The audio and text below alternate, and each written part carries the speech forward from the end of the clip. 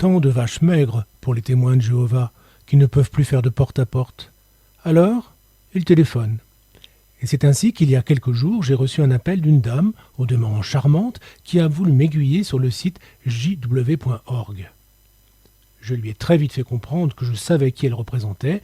Je lui ai également dit que dans la Bible, Dieu n'aime ni les enfants, ni les femmes, et que l'organisation des témoins de Jéhovah est un paradis pour pédophiles. Elle s'est engagée à apporter une réponse à mes accusations, et, à ma grande surprise, a tenu parole. Elle m'a envoyé un courrier de 4 pages, à ses frais, mais en omettant de mettre une adresse pour la réponse. Quel dommage! Aussi, c'est publiquement que je lui répondrai. Madame, il est tout à fait possible que lors de notre conversation, je me sois un peu emporté, que j'ai parlé un peu fort. C'est sans doute parce que cette question me tient à cœur et que la manière dont l'organisation des témoins de Jéhovah traite les affaires de pédophilie me met en colère. Toutefois, ce n'est pas après vous que j'en avais, bien au contraire, puisque je pense que, contrairement à moi, vous êtes une victime potentielle. Par ailleurs, je tiens à vous remercier de votre patience lors de notre entretien, de la persévérance et de la douceur dont vous avez fait preuve. Vous faites honneur aux croyants. De même, j'ai été agréablement surpris par l'envoi de votre courrier, qui prouve non seulement votre engagement, mais également que vous tenez parole. Je dois maintenant aborder la partie désagréable. J'ai lu avec attention ce que vous m'avez envoyé, et j'aurais aimé pouvoir vous répondre personnellement. Malheureusement, vous ne m'avez pas communiqué votre adresse, aussi le ferai-je par le biais de cette vidéo. Concernant les enfants, je vous félicite d'avoir trouvé 3 passages de la Bible où les enfants ne sont pas considérés comme du bétail à sacrifier. Aucun des 3 n'est convaincant, car le premier dit simplement que les parents ont à se réjouir d'avoir des enfants, de la même façon qu'ils peuvent être heureux d'avoir une belle maison. Le deuxième passage indique que Dieu refuse le sacrifice des enfants, mais j'imagine qu'il y a un bémol du type « sauf si c'est Dieu en personne qui le demande ». Abraham a entendu le commandement, il n'a pas hésité. Quant à savoir comment il a fait la différence entre la voix de Dieu et celle du diable, je me pose encore la question. Le troisième passage indique que Jésus pense qu'il faut être humble, comme un enfant. Il aurait pu ajouter naïf, comme un enfant, crédule, comme un enfant, etc. Cela ne dit en rien comment il faut les traiter ou les aimer. Les femmes. Là encore, votre effort est louable. Je suis très content d'apprendre, par exemple, que les femmes valent plus que le corail. Jésus était féministe, tant mieux. Mais à aucun moment il n'a remis en question la loi ancienne. Il a dit qu'il n'était pas là pour la supprimer, mais pour l'incarner. Il ne dit rien contre le viol, contre l'inégalité frappante dont les femmes ont été victimes avant et après lui, et surtout, aucun de ses disciples n'est une femme. Vous êtes bien placé pour le savoir, les femmes sont le pilier des églises. Elles font l'essentiel du travail, mais n'en recueillent aucun fruit.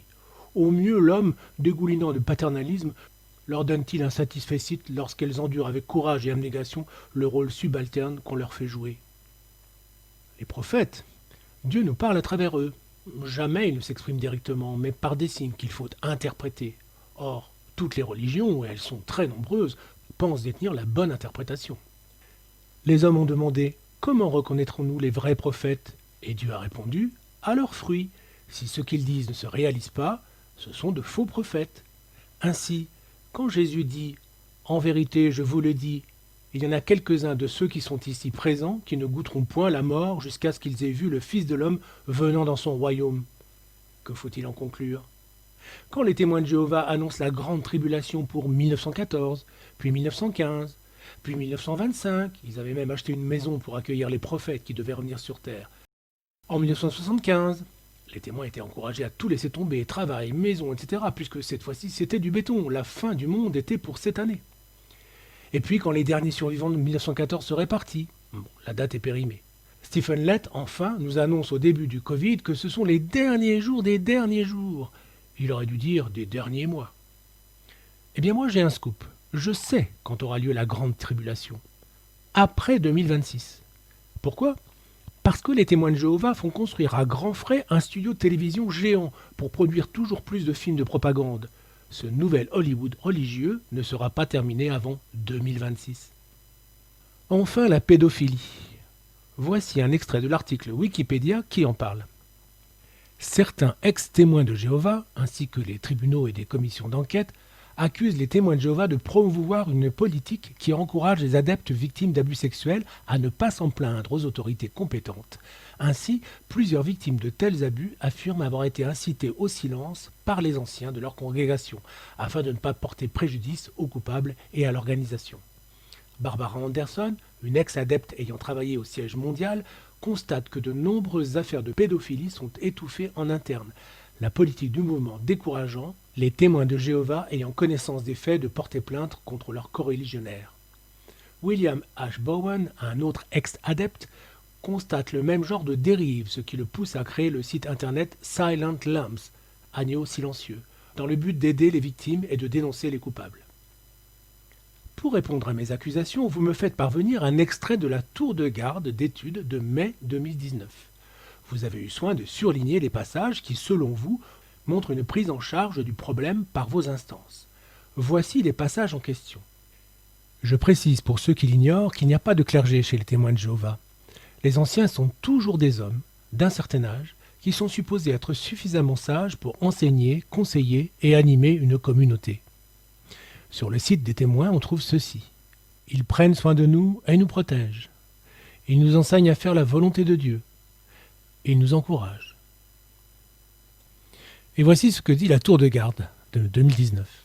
Donc, concernant les anciens, leur priorité est de protéger la sainteté du nom de Dieu, c'est-à-dire la sainteté de sa réputation. La sainteté de la réputation de Dieu.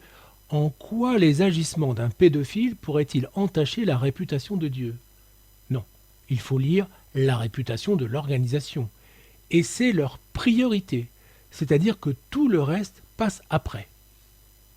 Les anciens obéissent-ils aux lois imposant de signaler aux autorités une accusation d'abus sexuel sur enfant? Oui. Là où de telles lois existent, les anciens les respectent. Ces lois ne s'opposent pas à celles de Dieu.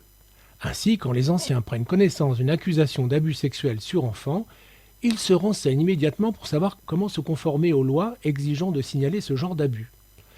Les anciens rappellent aux victimes et à leurs parents, ainsi qu'à ceux qui sont au courant de l'affaire, qu'ils ont la possibilité de signaler aux autorités une accusation d'abus sexuel. Mais que dire si un chrétien signale un abus sexuel commis par une personne qui fait partie de l'assemblée et que l'affaire en vient à être connue publiquement? Ce chrétien devrait-il penser qu'en signalant l'affaire, il a sali le nom de Dieu? Non, c'est l'agresseur qui a sali le nom de Dieu. Que dit ce passage? Les anciens se renseignent pour savoir comment se conformer aux lois. Mais sont-ils tenus de s'y conformer? Ce n'est pas dit. Au contraire, il est précisé que les anciens rappellent aux victimes et à leurs parents qu'ils ont la possibilité de signaler aux autorités une accusation d'abus sexuel. En d'autres termes, les anciens regardent si la loi les contraint à dénoncer les abus. Si c'est le cas, ils ne prennent pas leur responsabilité en le faisant eux-mêmes, mais le proposent aux familles, après leur avoir précisé bien sûr que cela va entacher la réputation de Jéhovah. Je vous laisse imaginer ce qui se passe si la loi ne les contraint pas à dénoncer les abus sexuels. Alors que se passe-t-il lorsqu'un crime sexuel est constaté? Là, c'est moi qui surligne. Un comité de discipline religieuse est formé, mais uniquement si au moins 2 personnes sont en mesure d'appuyer l'accusation. Sinon, il reste vigilant. À la bonne heure. Imaginons qu'en effet 2 personnes viennent témoigner. Quel est alors le rôle de ce comité? Il ne décide pas si l'agresseur doit être puni par les autorités ou pas. Que cette phrase est alambiquée. Il est évident que ce n'est pas eux qui décident, c'est à la justice de faire son travail, à condition qu'ils portent plainte. Or, dire qu'ils ne décident pas, cela signifie que ce n'est pas à eux d'agir auprès des autorités. Eux ne traitent que l'aspect spirituel de l'affaire. Si le pédophile est repentant, il pourra continuer de faire partie de l'assemblée, et donc rester au contact des enfants. Mais rassurez-vous, les anciens décideront peut-être d'informer en privé les parents d'enfants mineurs qu'il est nécessaire de surveiller les contacts de leurs enfants avec la personne concernée. Tout est dans le peut-être. Alors, merci madame de m'avoir fait parvenir les extraits de votre littérature. Après les travaux de la Commission royale australienne en 2016, qui a mis en lumière les graves dysfonctionnements de l'organisation des témoins de Jéhovah en déterrant plus de 1000 dossiers des archives de l'organisation, dont aucun n'a été déféré devant la justice, Je me demandais si les choses avaient évolué. Il n'en est rien. Donc, je persiste. L'organisation des témoins de Jéhovah reste bien le paradis des pédophiles.